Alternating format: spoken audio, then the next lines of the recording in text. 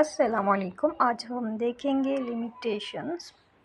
तो सबसे पहले आता है हमारे पास the time for filing for the first appeal in civil cases. Civil cases में फर्स्ट अपील जो होती है उसके क्या टाइम है हमारे पास 30 days. The time for filing first appeal in civil cases वो है 30 डेज़।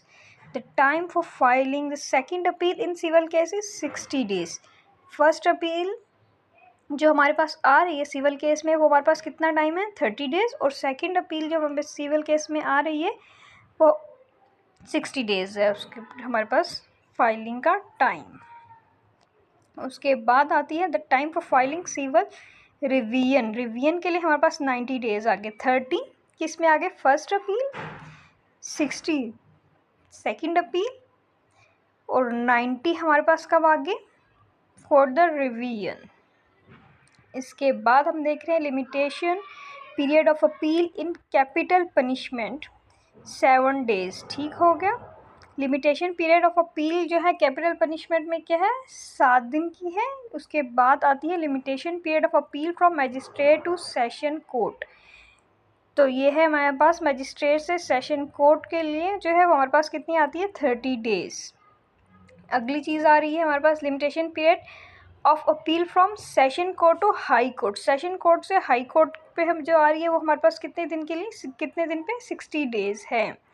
उसके बाद लिमिटेशन पीरियड हमारे पास अपील का है from high court to supreme court. High court से सुप्रीम कोर्ट के लिए 30 days.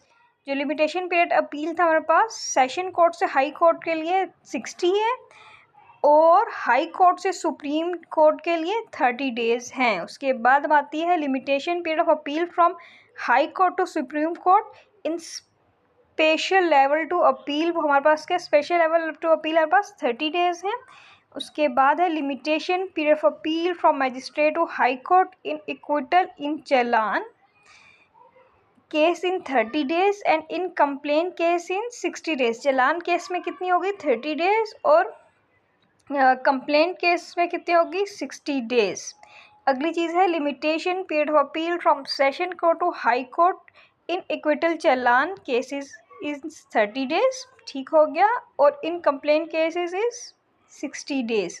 Limitation period of appeal from high court when case decide by it in original jurisdiction and to division bench then कितने हो जाएंगे 20 days in acquittal और conviction as the case में। Okay. उसके बाद plaintiff has a time of 6 years to file execution. तो execution के file करने के लिए हमें कितना टाइम था दिया गया है 6 years। Limitation in civil suit is 3 years from the cause of action. Cause of action के लिए हमें जो बताया लिमिटेशन सिविल सूट में वो 3 years हैं। अगली चीज़ आती है आर्टिकल 150 की है appeal from death sentence to high court 7 days. Article 150 appeal from death sentence to high court के हैं 7 डेज़ है। आर्टिकल 151 आ रहा है हमारे पास high court order on original side appeal 20 days. तो 7 दिन कब थे जब हमारे पास आर्टिकल 150 में appeal from death sentence to high court हमारे पास 7 दिन के लिए आ रही है 7 दिन आ रही है। उसके बाद आर्टिकल 155 में हमें क्या है ये है कि हाई कोर्ट जो है उसका order on original side appeal क्या है 20 डेज़ है। उसके बाद आर्टिकल 150 देख लें, इस पे है कि appeal to any court other than the high court 30 days है किसी भी कोर्ट में, मगर हाई कोर्ट के अलावा जो है वो हमारे पास 30 डेज़ है। आर्टिकल 155 आ रहा है, इसमें हमारे पास है criminal appeal to high court क्या है 60 डेज़ है। आर्टिकल 157 है appeal from acquittal by state हमारे पास 6 months हैं। ये था हमारे पास लिमिटेशन। ओके, अल्लाह हाफिज़।